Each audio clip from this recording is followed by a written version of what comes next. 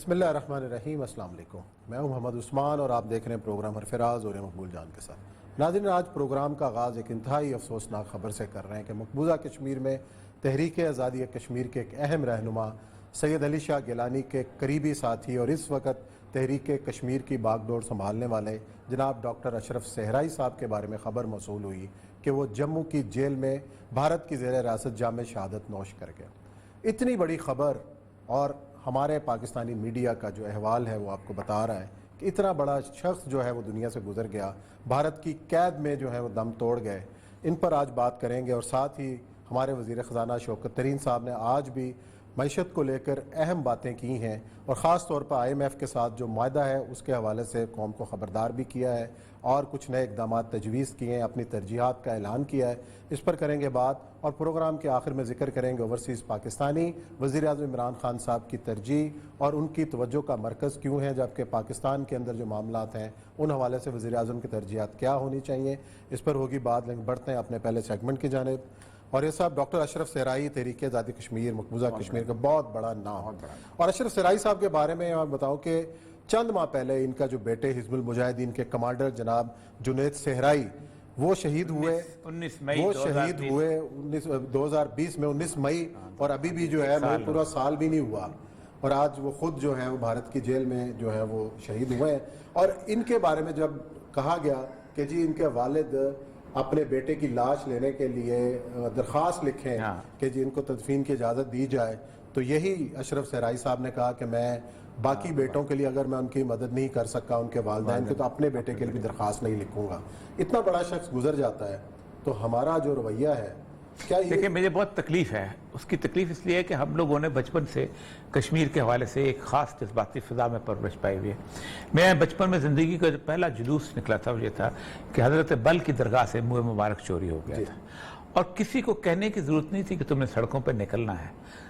جمعہ کا دن تھا، میں اپنے والد کے ساتھ نماز پڑھنے گیا ہوا تھا، اور مسجد سے نکلتے ہوئے کسی نے بھی نہیں کہا، اور پورا گجرات شہر جو تھا وہ لوگوں سے بھرا ہوا تھا، اور انڈین ایٹراسٹی کے خلاف پاکستان ہم لوگ بچپن اس طرح کا دیکھا۔ ہماری ماں جو ہے وہ میں کھانا نہیں کھاتے تھے تو کہتی تھی کہ تم کھانا نہیں کھاؤ گے تو تم کشمیر کیسے پتہ کرو گے۔ یہ لوریاں دے کے ہم پلے ہوئے ہیں، اور سارا اور ظاہر بات ہے دنیا کی کوئی قوم ایسی نہیں ہے کہ جو گھر میں بھی لوریاں ملی، ہمیں قومی سطح پر بھی ہمیں لوریاں دی گئی۔ عثمان صاحب، کوئی قوم ایسی نہیں ہے کہ جو یہ لوری نہ لیتی ہو۔ یہ ہندو کا بچہ بھی لیتا ہے، یہ امریکہ کا بچہ بھی لیتا ہے، یہ فرینچ بچہ بھی لیتا ہے، ہر بچہ لیتا ہے کہ میں بڑی چیز ہوں۔ یہ اگر آپ لوری نہیں دیں گے تو آپ قوم کو آگے نہ بڑھا سکتے ہیں نہ آگے لے سکتے ہیں۔ اسرائیل جس کو ہم بڑی باتیں کرتے ہیں، اس سے ہم نے مقابلہ کرنا ہے، اسرائیل کے اندر کوئی فوج نہیں ہے۔ Everybody has to serve for 2 years army کے اندر۔ مسئلہ یہ ہے، اس کو چھوڑ دیں، مسئلہ سارا یہ ہے کہ اس وقت اتنا بڑا نام ہے۔ آپ ایک جگہ بیٹھ کے آپ پوری دنیا میں اقوام متحدہ سے لے کے باقی جگہ سے باتیں کرتے ہیں کہ ہم نے کشمیر کا بڑا خاص، ایک آپ نے 80 سال کے بزرگ ہمارے دوست بھی ہیں، ان کو آپ نے لگا دیا ہوا ہے کشمیر کمیٹی کا چیئرمین، اس سے پہلے مولانا فضل الرحمان تھے، پتہ نہیں کون کون سے۔ لیکن آج مجھے بتائیے کہ سید علی گیلانی کے بعد ایک یونیفائنگ فیکٹر جو تھا کہ ان کو پہلی دفعہ حریت میں الیکشن ہوئے تھے تو ان کو خاص طور پہ آل پارٹی حریت کانفرنس کا سربراہ منتخب کیا گیا تھا۔ لالاب سے تعلق رکھنے والے کپواڑہ کا ایک چھوٹی بہت خصوص ویلی ہے یہ جو، اور آپ اندازہ کریں کہ ان کا خاندان اس پاکستان سے ہجرت کر کے کشمیر میں گیا، یعنی یہ کشمیر یہاں کا خاندان ہے کہ جو وہاں پر گیا ہے، اور ان کے ایک بھائی وہاں پر جماعت اسلامی کے رکن بھی ہیں، سب کچھ ہیں۔ جس بیٹے کی بات کرتے ہیں، جس وقت ابھی اس میں نہیں تھا تو پوچھا کہ آپ اس کے بارے میں وہ ملیٹنٹ بننے جا رہا ہے تو کیا کر کہیں گے، تو اس نے کہا کہ کوئی باپ نہیں چاہتا کہ اس کا بیٹا جو ہے وہ گولیوں کی زد میں جائے، لیکن اگر وہ چلا گیا تو میں اس کو روکوں گا نہیں۔ کتنے حوصلے والے لوگ تھے۔ ادھم پر جیل میں تھے، 5 ماہ سے خاندانوں والے سے کوئی ملاقات نہیں، کوئی کسی قسم کا رابطہ کرنے کے ان کا۔ اور سب سے بڑی بات، میں جس چیز پہ ان کا مدعا تھا، ایک رسالہ تھا آزاد طولو، دو رسالے سے، ایک کشمیری زبان کا، اس میں یہ لکھتے تھے۔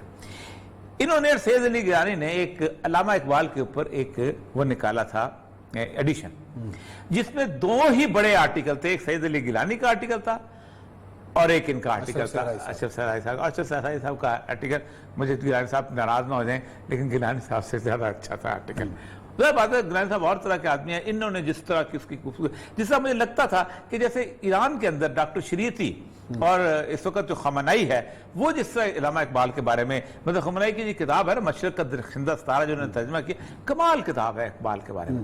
اگر اقبال نہ ہوتا تو ایران کا انقلاب ہی نہیں آتا. یہ بھی ان کا بھی پورا شرائع صاحب کا تھا کہ اگر اقبال نہ ہوتا تو کشمیر کی موومنٹ ہی نہ ملتی. وہ دیکھا نا وہ جو ملا زیغم زادہ جو ہے کشمیری شاعر, اس کی جو اقبال نے ترجمہ کیا ہے, اور اس میں اندر جو کشمیریوں کے ساتھ اس نے کشمیریوں کو زندہ کر کے اس میں روح پھونکی ہے. پھر سید علی مدانی کے ساتھ جو انہوں نے کشمیر کا تعلق جوڑ کے, اور سید ملک عجم و عجم فارسی کی ہے, وہ ایک رابطہ اور سارا کچھ. تو آج وہ کشمیر ہے محکوم مظلوم و اسیر, جس کو کہتے تھے جنت نظیر وہ والا, تو اقبال کے حوالے سے وہ آتے. پھر ان دنوں میں, کووڈ کے دنوں میں, کوئی اور بندہ ایسا نہیں تھا کوئی سید علی گیلانی صاحب کی اس کے اندر یہ قیادت کرے.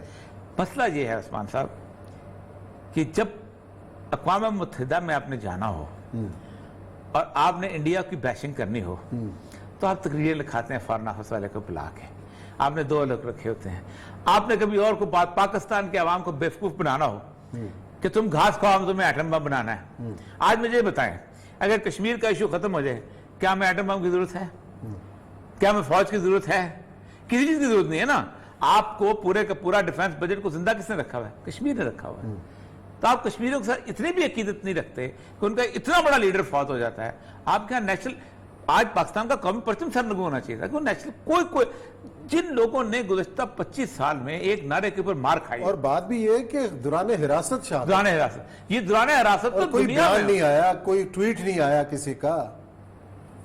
جو بھی ہے جس طرح بھی ہے, دوران حراست 5 ماہ میں اپنی بچوں سے دور, اپنی اچھا, وہ فیملی سے کہتے ہیں کہ ان کی بیٹی نے جو بیان دیا, میں الجزیرہ پہ دیا, انہوں نے کہا کہ بیسیکلی برونکائٹس تھا ان کو, ملٹیپل النسز تھی وہ ان کی ونبلٹی. ویسے وہ اس نے آج اس کا بیان بھی آیا ہے, وہ جو ہے ان کی بیوی جو ہیں ہمارے مشال کا بیان آیا ہے کہ 285 جو وینٹیلیٹرز ہیں وہ کشمیر سے دلی شفٹ کر دیے گئے ہیں. ہمیں یوں لگتا ہے, لیکن بہرحال اللہ تبارک و تعالیٰ ان لوگوں کی نصرت کرے گا, مدد کرے گا. مسلمانوں کو اللہ نے ویسے, یہ بھی کمال اللہ کی نشانی کہ انڈیا میں مسلمانوں کو اللہ نے کورونا سے محفوظ رکھا ہوا ہے. میجورٹی جو ہے وہ حیران ہوتے ہیں لوگ کہ یہ کیا ہو رہا ہے. اللہ کی نشانیاں ہر جگہ. میں کہتا ہوں اس وقت, اس 2020 اور 21 میں اگر کوئی شخص اللہ پر ایمان نہیں لاتا نا اچھی طرح, تو پھر اس کا دل ہی اللہ نے بند کیا ہوا ہے. ورنہ اتنی نشانیوں کے باوجود اللہ تبارک تعالیٰ پہ ایمان. سید علی گیلانی ظاہر صاحب فراش ہیں, وہ قیادت نہیں کر رہے, تحریک کی قیادت ان کے ہاتھ میں تھی. ظاہر ہے یہ تو وہ قافلہ ہے جس کی تو مشل کسی نہ کسی نے تھامنی ہے. اشرف سرائی کے بعد اور بہت سارے اشرف سرائی ہیں جو میدان میں ہیں اور اس وقت. رسول اللہ صلی اللہ علیہ وسلم کے بارے میں قرآن پاک کی آیات پڑھیں نا, تو اللہ تبارک تعالیٰ جہاں یہ کہتا ہے نا ہم نے کوئی ٹھیکیدار نہیں, ہدایت ہم نے دینی, وہاں ایک اور سوال بھی کرتا ہے, اے نبی ہم تمہیں جہنم میں جانے والوں کے بارے میں نہیں پوچھیں گے یہ کیوں گئے تھے, یہ خود گئے تھے, ان کے اعمال ایسے تھے.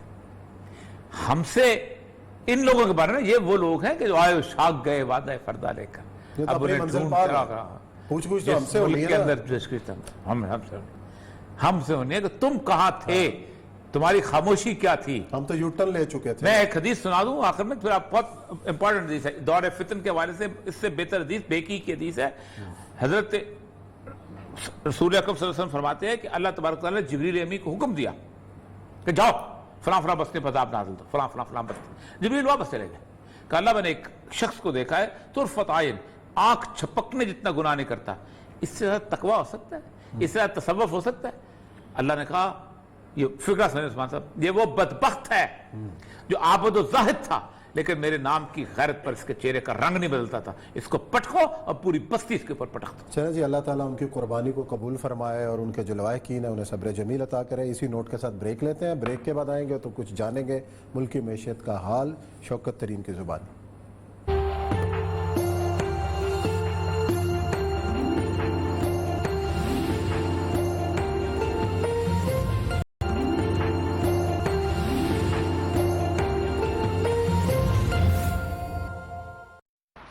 سب سے بڑا چیلنج تو ان کا کرنٹ اکاؤنٹ ڈیفیسٹ ہی تھا, جس کو کہتے ہیں نا آسک اتنا بڑا تھا, $20 بلین کا گیپ. پھر اس کے بیچ میں ڈیٹ پیمنٹس وہ بھی کرنی تھی, تو ان کو IMF کے پاس جانا پڑا. ہم بیسکلی توجہ ہی نہیں دے رہے, کہ جو فارمر سے ریٹیل تک جو پرائس ہے وہ کیوں اتنی زیادہ ہے. اس کا مطلب میں جس طرح آپ کو ایک دے دیتا ہوں, اب میرے خیال ٹی وی پہ کسی نے چلایا بھی ہے کہ پیاز جو ہے وہ جیکو بعد میں 3 روپے پہ فارمر سے ملتا ہے اور 35 روپے پہ جا کے ریٹیل میں بکتا ہے. کیوں؟ ریونیو ہمارا کی چیلنج ہے, پاور سیکٹر ہمارا کی چیلنج ہے, پرائس اسٹیبلٹی ہمارا کی چیلنج ہے, اور overall growth is our key challenge. کامیاب نوجوان, کامیاب کسان, ان کے تھرو ہم نے یہ نچلے لیول پہ ہم نے پراسپیرٹی لانی ہے. اس سے ایک تو پاورٹی لیولز جو ہے وہ نیچے گریں گے. ہمارے پاس اس وقت آئی ایم ایف پروگرام ہے, ہم اس سے نکلے نہیں ہیں. تو ہم نے ان سے یہ بات کی ہے اور وہ یہ کہا ہے کہ دیکھیں, اور یہ میں نے مثال دی ہے ان کو کہ دیکھیں جی 92% ہماری ریونیو کر رہے تھے اور کووڈ 3 آیا اور اس کے بعد کس طرح گر گئے ہیں. اس وقت ہمارے پاس جو ہے یہ جو ٹیرف ہم نے انکریز کرنا ہے یا انکریمنٹل ٹیکسز جو آپ ہمارے پاس ڈیمانڈ کریں, وہ ہمارے پاس اس وقت گنجائش نہیں ہے. تو ہم نے ان سے بات کی ہے اور وہ کافی سمپیتھیٹک ہیں, ورلڈ بینک بھی اور آئی ایم ایف کی میننگ ڈائریکٹر بھی. تو ہم نے ان سے بیٹھ کے یہ دیکھنا ہے اور یہ ہم نے ان کو کہنا ہے کہ ہم آئی ایم ایف پروگرام سے نکلیں گے نہیں, لیکن ہمیں آپ ذرا کچھ اسپیس دیں. Tariff increase is not the only way to raise money. ہمارا جو سرکولر ڈیٹ ہے وہ بڑھتا جا رہا ہے, اس کے اوپر کوئی تھوڑی بریکس لگنی چاہیے. ہم نے ریونیو کو جو وہ ٹارگٹ کی بات کریں, ہم نے ان کو کہنا آپ ہمیں ٹارگٹ نہ دیں کیونکہ ہمیں پتہ ہے کہ ہم نے بڑھانا ہے یہ. تو ہم انشاءاللہ چاہیں گے کہ ہم ریونیو جو ہے اس کے جو وہ کہہ رہے ہیں اس کے قریب لے جائیں, لیکن ان کی طرح نہ لے جائیں نا جس طرح وہ کہہ رہے ہیں. ایگزیمپشن کو ختم کر دو, اس کو ختم کر دو, وہ ختم کر دو. مار دھاڑ ہم نے نہیں کرنی. If the people think کہ ہم آئی ایم ایف پروگرام سے نکلنے کی کوشش کریں, نہیں, ہم نہیں نکلیں گے. کیونکہ دیکھیں آئی ایم ایف پروگرام سے ایک آپ کو ایک سٹیمپ ملتی ہے اور اس کے بعد جس سے یہ ہے کہ دنیا جو ہے آپ کو وہ دیکھتی ہے کہ یہ بیسیکلی اسٹیبلٹی کی طرف جا رہے ہیں. جی, شوکت ترین نئے وزیر خزانہ ہیں, ان کے ارشادات آپ نے سنے. اور کل جو کہہ رہے تھے کہ آئی ایم ایف کے پاس جانا جو ہے وہ بڑا کڑا فیصلہ تھا, اور آج آئی ایم ایف کہتے ہیں کہ اتنا گلا دباتا ہے کہ سانس لینا بھی دشوار ہوتا ہے. ابھی جو انہوں نے بات کی کہ آئی ایم ایف جو ہے ہمدردی رکھتا ہے کووڈ کی جو تیسری لہر ہے اس حوالے سے, اور اسی حوالے سے ہمارے ساتھ موجود ہیں ایف بی آر کے سابق چیئرمین جناب شبر زیدی صاحب. السلام علیکم شبر بھائی. صاحب, جو پہلا سوال ہے, یہ جو اسٹرکچرل ایڈجسٹمنٹ پروگرام کے تحت جو دنیا پوری تباہ ہوئی آئی ایم ایف کی, یہ ابھی تک ہم لوگ شوکت ترین صاحب نیا آگے ہیں, تحفہ آگے ہیں. کل ایک بیان کچھ اور تھا, آج کچھ اور تھا. مجھے یہ بتائیے کہ اتنی زیادہ ڈاؤٹ رہے ہیں, ڈاواڈول ہم ہیں کیوں اتنے زیادہ؟ کنفیوژن کیوں ہے؟ کنفیوژن کیوں؟ ہر دوسرے دن کنفیوژن ہو جاتا ہے. دیکھیے بات یہ ہو رہی ہے مقبول جان صاحب, میں مستقل یہ بات لکھ رہا ہوں اور کہتا رہتا ہوں کہ پاکستان میں کبھی بھی کوئی medium term long term economic policy نہیں آئی. ٹھیک, یہ سارے حضرات جو ہیں انکلوڈنگ شوکت ترین صاحب ہوں یا کوئی اور ہو یا میں ہوں, ہم سارے فائنینس منسٹر ہیں, فائنینس منسٹر نہیں ہیں. آپ میری بات سمجھ رہے ہیں کیا کہہ رہا ہوں؟ ہم سارے فائنینس منسٹر اور کیشیئر آف پاکستان ہیں. ہم فائنینس منسٹر آف پاکستان نہیں ہوتے. ہم اکنامی کو نہیں مینیج کرتے, بلکہ ہم یہ مینیج کر رہے ہوتے ہیں کہ ہمارا کیش کہاں سے آ رہا ہے اور کہاں جا رہا ہے. اس کی بنیادی وجہ ہے, اس پہ ہم کبھی دھیرے میں بات کر لیں گے. مگر پاکستان کی جو معیشت ہے وہ تقریباً 50 سال سے میں کہہ سکتا ہوں, بھٹو صاحب کی 77 کے بعد سے وہ فائنینس مینیجر چلا رہے ہیں. فائنینس منسٹرز کوئی نہیں ہے آج تک پاکستان میں.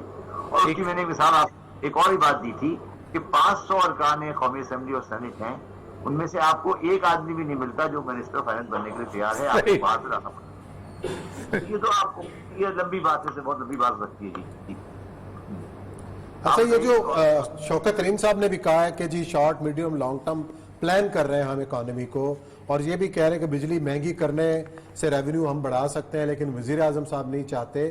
تو جب عوام پر یہ ہر چیز کا بوجھ ڈالنا ہے, ہر چیز کا بوجھ ڈالنا ہے, تو پھر کس طریقے سے ہم بہتر ہو سکتے ہیں؟ پہلے ہی کووڈ کا برا حال, ایک طرف ہم کہہ رہے ہیں کووڈ نے بیڑا غرق کیا ہوا ہے, دوسری طرف ہم کہہ رہے ہیں کہ عوام پر مزید بوجھ ڈالا جائے. دیکھیے میں آپ کو ایک بات بتاؤں. دیکھیے میں ویسے تو چارٹرڈ اکاؤنٹنٹ ہوں, مگر اکنامکس میرا سبجیکٹ ہے. ایک بات آپ یاد رکھیں, اور یہ مقبول جان صاحب نے بڑی اچھی بات کہی, دنیا میں کسی ملک میں کبھی بھی آئی ایم ایف پروگرام نے کوئی اچھا رزلٹ نہیں دیا. یہ ان کی تاریخ ہے.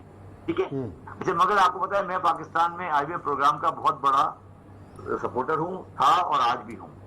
اور اس کی وجہ میری جو ہے وہ بالکل مختلف ہے جو بات کہہ رہے ہیں شوکت ترین صاحب، اور تھوڑا سا اگر وہ پارٹلی کہہ رہے ہیں. میں آئی ایم ایف پروگرام کا اس لیے سپورٹر ہوں کہ آئی ایم ایف جو ہے وہ نمائندہ ہے ویسٹرن ورلڈ کا، اور میری ایکسپورٹ اس وقت ہے 20 بلین روپیز، اور مجھے کرنی ہے یہ 40. تو اگر میری پروڈکٹ کہیں بکے گی تو وہ ویسٹرن ورلڈ میں ہی بکے گی.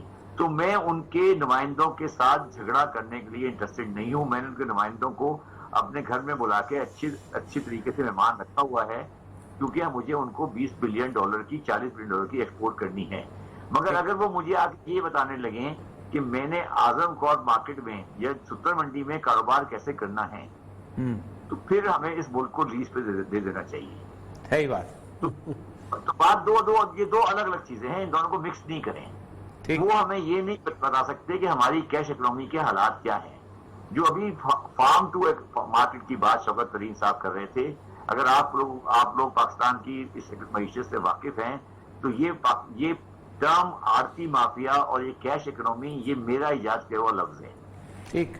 اور میں نے ہی اس کو آئیڈینٹیفائی کیا ہے. اور جو آپ نے بات کی پاکستان کب صحیح ہوگا، یہ اس وقت صحیح ہوگا جب آپ اس آڑتی مافیا کو اس معاشرے میں تباہ کر دیں. درست. اگر آپ نے نہیں کیا تو آپ کچھ بھی نہیں کریں گے. اچھا، میں اب آپ کو بتاتا ہوں کہ یہ اگر آپ مجھے ٹائم دے سکیں تو میں آپ کو بتاتا ہوں کہ آڑتی مافیا ہے. بتائیے گا. یہ آڑتی مافیا کے 3 حصے ہیں. اس کے 5 ارکان ہیں. 3 اس میں نیگیٹو ہیں، 2 اس میں پازیٹیو ہیں. پازیٹیو ہے جو گروہر ہے، اور پازیٹیو ہے جو کنزیومر ہے. جو گروہر ہے وہ اگا رہا ہے، اور جو کنزیومر ہے وہ بیچارہ کھا رہا ہے. ٹھیک ہے. اور 3 اس میں جو ہیں وہ نیگیٹو ہیں. 3 نیگیٹو جو ہیں وہ ہیں، پہلا اس میں ہے آڑتی یا ٹریڈر جو درمیان میں گروہر سے لے رہا ہے اور کنزیومر تک پہنچا رہا ہے. اس میں ریٹیلر بھی ہے، ہول سیلر بھی ہے، اس میں آڑتی بھی ہے. میں اس پہ آتا ہوں ابھی. دوسرا اس کے اندر ہے ملا، اور تیسرا اس کے اندر ہے حرام کی کمائی والا بروکیٹ اور رشوت اور ہیروئن کا پیسہ. بالکل ٹھیک. اور ہوتا یہ ہے، اور یہ مقبول صاحب یہ ہوتا کھیل یہ ہے. اور اس پہ جو میں آپ کو بتا دیتا ہوں، اور چاہے تو آپ سے کل ویریفائی کر لیجیے گا. ہوتا یہ ہے کہ ہمارے ملک میں نہیں بلکہ دنیا کے ہر ملک میں ایگریکلچر جو ہوتی ہے وہ ہمیشہ سیزنل ہوتی ہے. ٹھیک. اس پروڈکشن ہوتی ہے 3-4 مہینے کی، اور اس کے خرچہ ہوتا ہے گھر کا، شادی کا، بیاہ کا، بیٹی کی ضرورت کا سارے سال. تو ایگریکلچر میں فائنینس کی ہمیشہ ضرورت پڑتی ہے، اور یہ آج نہیں تاریخ سے پڑتی رہی ہے. اور اسی لیے ہم سارے ہندو بنیوں کے قرضدار ہو گئے تھے، اس لیے ہم نے ملک بنا لیا تھا اسے چھوٹنے کے لیے. ٹھیک ہے نا. اب ہم ایک اور نئے طرح کے بنیے کے خریدار ہو گئے. اچھا، اب جب ایگریکلچر کو کریڈٹ چاہیے ہوتا ہے، یہ ایگریکلچر کی ریکوائرمنٹ ہے دنیا میں نہیں، ہمیشہ تاریخ انسانیت میں ہمیشہ سے. ٹھیک. اب پاکستان میں یہ ہوا ہے کہ جو جتنا بھی 2 نمبر پیسہ ہے، جتنا بھی 2 نمبر کی پیسے ہیں، رشوت کی، ہیروئن کی، پرسنلی کمائی ہے، وہ ساری جا کے پارک ہو رہی ہے ایگریکلچر پروڈکٹ اور ریٹیل ہول سیل مارکیٹ میں. بالکل ٹھیک. وہ اس طرح پارک ہوتی ہے کہ میرے پاس حرام کی کمائی ہے 50 کروڑ روپے، تو میں جا کے اس کو بینک میں نہیں رکھتا، میں جا کے اس سے کوئی پراپرٹی نہیں خریدتا، میں جا کے اس سے سرگودے میں ایک آم کا باغ خرید لیتا ہوں. ٹھیک. اور آم کے باغ والے کو میں کہتا ہوں کہ تمہارا آم کا جو پروڈکٹ آئے گا وہ میں 2 کروڑ میں اٹھاؤں گا. ٹھیک ہے. اور اس میں جو آم نکلے گا اس کی پرائس ہے 6 کروڑ روپے. ٹھیک. ٹھیک ہے. تو جو 5 کروڑ ہے وہ ایکچولی وہ بھی بڑا کیلکولیٹ ہوتا ہے، وہ ہوتا ہے اس 1 کروڑ پر انٹرسٹ. ٹھیک. اور اس انٹرسٹ کا ریٹ اس وقت ہے 3% پر منتھ. وہ آپ کہیں تو میں آپ کو لا دیتا ہوں. بالکل ٹھیک ہے. صحیح. اچھا اس کو یہ کہتے ہیں کہ یہ فارورڈ ٹریڈنگ ہے. اور ہمارے جعلی اور نالائق اور وہ علماء جو وہ فتویٰ دیتے ہیں، وہ فتویٰ دیتے ہیں کہ یہ تجارت ہے، یہ جائز ہے. اس طرح کا ایک آدمی میرے پاس دفتر میں آیا تھا، میں نے اس کو کمرے سے دھکے دے کے باہر نکال دیا تھا. اس نے کہا میرے پاس مفتی کا فتویٰ ہے. تو میں نے اسے کہا تھا مفتی بھی جہنم میں جائے گا، تم بھی جہنم میں جاؤ گے. یہ تجارت نہیں ہے، یہ سود ہے. اچھا، تو اب یہ جو آج اس وقت آپ پاکستان کی کوئی بھی آئٹم اٹھا لیں، میں نے کل ہی ریسرچ کی تھی کہ اس وقت اوکاڑے میں اس سال پیاز 6 روپے کلو اٹھائی گئی ہے فرام دی گروورس. اور اوکاڑا صرف 100 میل دور ہے لاہور سے. ٹھیک ہے. اور بازار میں پیاز کا ریٹ ہے 35 روپے.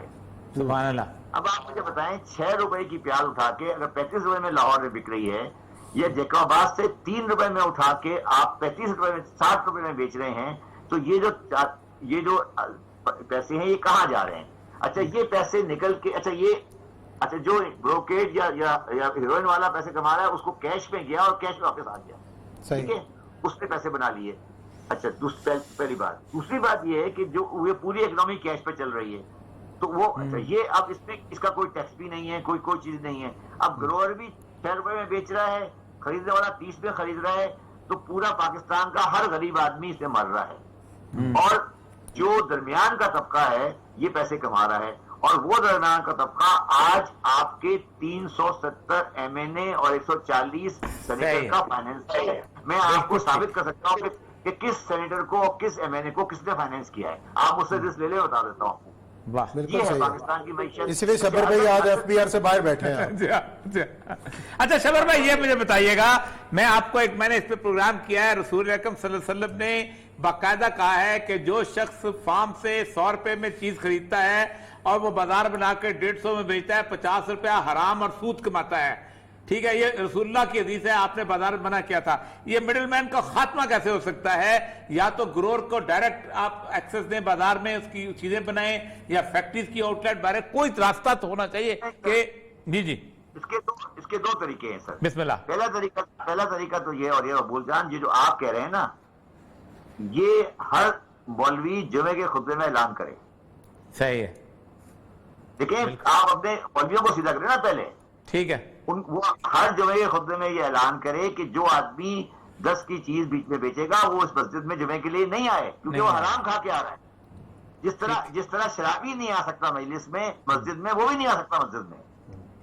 جب آپ نے مسجد میں اس کو بلا لیا، لمبی سی داڑھی رکھ کے، سفید کپڑے پہن کے، ٹوپی لگا کر، اور رستے میں پہلے وہ 200 روپے زکات نہیں دیتا وہ آ جائے گا، تو پھر ہم سب تو متاثر ہو جائیں گے نا اس سے.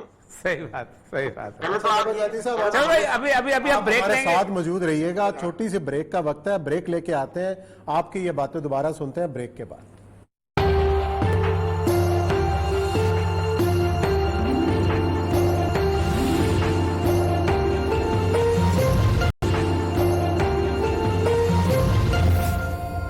جی ناظرین، بریک کے بعد آپ کو خوش آمدید کہتے ہیں. ہمارے پاس سابق FBR کے چیئرمین جناب شبر زیدی صاحب نے ہمیں جوائن کیا ہوا ہے. بڑی دلچسپ باتیں معیشت کے حوالے سے بڑے چند کھرے جو ہیں نکات انہوں نے بیان کیے ہیں. وزیر خزانہ صاحب نے شبر بھائی آج یہ بھی کہا کہ چین نے ہمارے انفراسٹرکچر کے لیے بہت پیسے خرچ کیے ہیں، ہمیں سی پیک پر توجہ دے کر اپنی معیشت کو بچانا ہوگا. یہ کتنا امپورٹنٹ ہے؟ ہم نے دیکھا ہے کہ 2.5-3 سال سے سی پیک کے حوالے سے بہت زیادہ سرگرمی ہم نے نہیں دکھائی ہے. تو اب اگر یہ احساس پیدا ہوا ہے کہ ہمیں سی پیک ہی آخری سہارا ہے، تو یہ احساس پہلے کہاں گیا تھا ہمارا؟ میرا خیال ہے کچھ آڈیو کو مسئلہ ہے کہ اچھا جی شبر صاحب بات سن پائے آپ ہماری کہ دوبارہ میں اپنا سوال ریپیٹ کروں؟ اچھا جی. وہ انہوں نے اس کے بعد شبر زاہد صاحب نے جو بات کی ہے وہ بات بنیادی طور پہ یہ بھی کر رہے ہیں کہ جی مڈل مین کو جو شبر زاہد صاحب نے کہا ہے کہ 400 گنا مال مہنگا ہو رہا ہے. اور سب سے اہم ترین نقطہ وہ ہے کہ یہ جو بندہ ہے، اس بندے کے اندر پاکستان کی جو کمائی ہے وہ پاک ہو رہی ہے. ایگریکلچر ٹیکس کیوں نہیں لگتا؟ ہر بیوروکریٹ سے پوچھو کہ تم نے پیسہ کہاں سے کمایا، اس کہتا میرے ابا جی کی بڑی زمین ہے.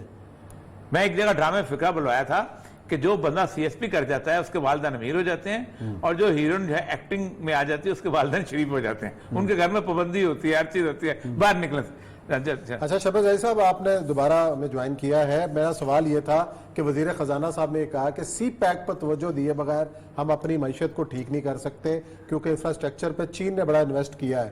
تو گزشتہ ہم نے دیکھا کہ 2.5-3 سال میں سی پیک کا اتنا شور نہیں تھا، لیکن اگر اب یہ احساس پیدا ہوا ہے کہ سی پیک سے ہی ہم بہتر ہو سکتے ہیں، یہ کہاں پہ ہم نے غلطی کی اس معاملے میں؟ سر مجھے اپنی آواز آ رہی ہے؟ جی آواز آ رہی ہے. مجھے اپنی پہلی والی بات کمپلیٹ کرنے دیں. لیکن میں پہلی والی بات میں اس میں یہ کہہ رہا ہوں کہ آپ صرف ایک کام کر دیں، اگر آپ چینل یہ کام کر سکتا ہے، آپ صرف یہ کریں کہ صبح یا اگلے دن پاکستان کے گروور کی پرائس جو ہے بیسک کموڈیٹیز کی، وہ ایک سلائیڈ چلا دیں کہ آج اوکاڑے منڈی میں اوکاڑے کے اندر پیاز کتنے روپے کی بکی ہے اور چھٹا میں اگر آپ یہ چلا دیں گے تو سمجھیں آپ پاکستان کو ٹھیک کر دیں گے. اور جو میں نے میں نے جو CNIC کا کارڈ لایا تھا, میں جو کہہ رہا ہوں 5,000 کا نوٹ بند کر دیں, جب میں کہہ رہا ہوں کیش اکنامی ختم کریں, تو یہ مجھے کوئی وحی نہیں آئی ہے. میں پاکستان کے مسائل کا ادراک رکھتا ہوں اور میرا کوئی انٹرسٹ نہیں ہے. میں ایک پاکستان کے کو صحیح کرنے کی سوچ کے ساتھ یہ کام کر رہا ہوں. مگر میں آپ کو یہ بتا دیتا ہوں کہ اس میں اتنی بڑی مخالفت ہے میری کہ مجھے اس کے لیے جانی کی بھی دھمکیاں دی گئی ہیں کہ آپ بھارتی کے خلاف بات نہیں کریں. تو آپ لوگ تو صرف آپ سب ایک پروگرام کریں گے, آپ چلے جائیں گے, آپ لوگوں کو کیا, آپ کا تو ایک شو ہے, آپ چلے کل تو یہ پروگرام بھی نہیں کریں گے, اور پروگرام کر دیں گے.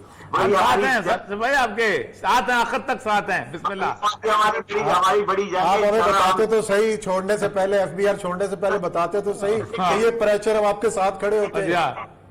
سر مجھے ایک بات بتائیں, اب جب میں FBR میں تھا یہ میں نے ساری باتیں کی تھی, آپ صرف آ کے مجھے پوچھتے کہ 5,500 5,500 5,500 لگے ہوتے تھے, اور آپ ساروں کی خواہش تھی کہ واپس چلا جائے. آپ مجھ سے میرا منہ نہیں کھلوائیں, میرا منہ کھلے گا تو بہت نہیں کھولیں آج آپ کو فوراً ملا ہوا ہے, ہم لوگ حاضر ہیں. ہمیں بتائیں آج آپ قوم کے لیے کرنا چاہ رہے تھے, کس نے رکاوٹ ڈالی, کون تھے؟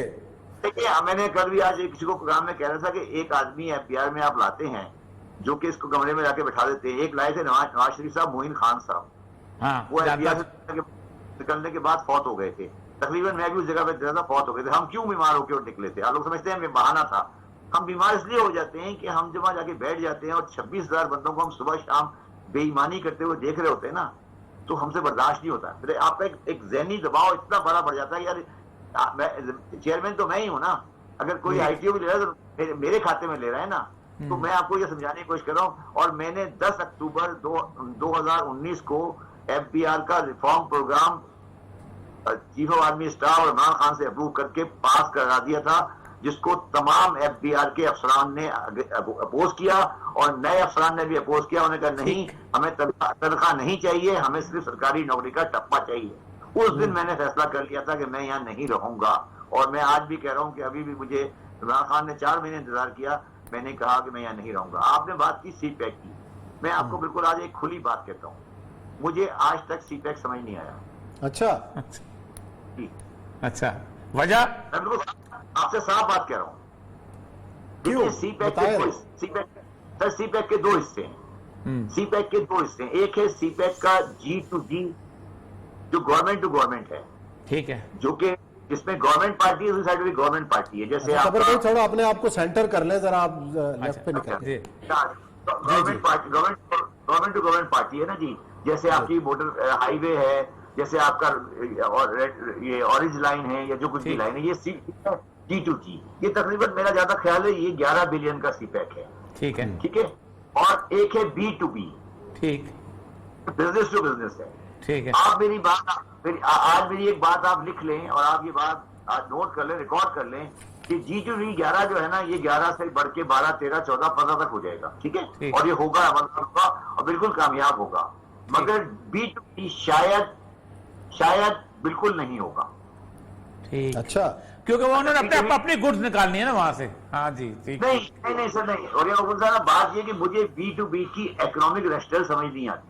آپ مجھے ہم یہ ایزیوم کرنے کی کوشش کر رہے ہیں, ہمارا جو مجھے سمجھ آتا ہے B2B کا, وہ یہ ایزیوم کر رہے ہیں کہ جو انڈسٹری لگی ہوئی ہے ٹیکسٹائل کی ساؤتھ چائنا میں, وہ وہاں سے مہنگی ہو گئی ہے, موو ہو کے پاکستان آ جائے گی اور یہاں سے بڑھے گی. یہ ہمارا ایزمپشن ہے.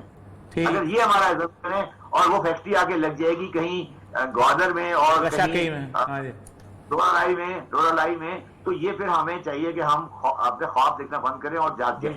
بالکل ٹھیک, بالکل ٹھیک. یہ کبھی نہیں ہوگا. تو B2B کبھی نہیں ہوگا, G2G ہو جائے گا, اور G2G بھی اگر ہو جائے تو ہمارے لیے کامیابی ہے. بات یہ ہے کہ ہمیں چائنا کے ساتھ اپنے ٹریڈ ریلیشنز کو امپروو کرنا پڑے گا. میں جب ٹریڈ ریلیشن کی بات کر رہا ہوں, میں بات کر رہا ہوں انڈر انوائرمنٹ